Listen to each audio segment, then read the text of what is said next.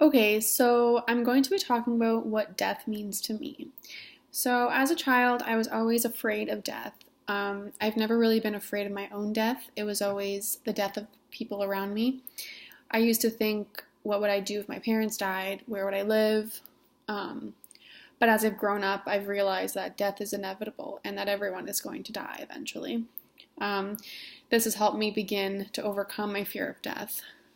I've also or been through my own personal experiences with death, which also had an impact on my perspective of death. I feel that death can be seen in a positive and a negative way, depending on the situation. My personal experience that I've had, one of the personal experience I've had, um, made me think of death in both ways, so positive and negative. It obviously felt negative because someone was taken away from me, but I could also see it on the positive side because my loved one was no longer suffering.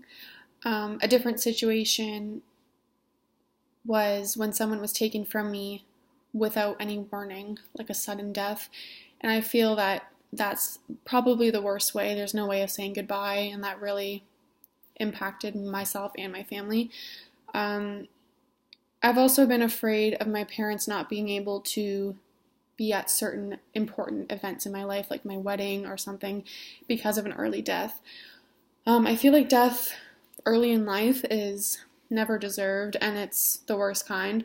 Um, I know people say everything happens for a reason, but there can't really be a good enough reason for someone to die before they can even live their whole life or see their child get married or something like that. So, overall, I feel that it's positive in some ways, um, negative in some ways, and I feel that overall, everyone has obviously their own perspective, but it's always just been a fear of mine, and hopefully I can overcome it in the near future.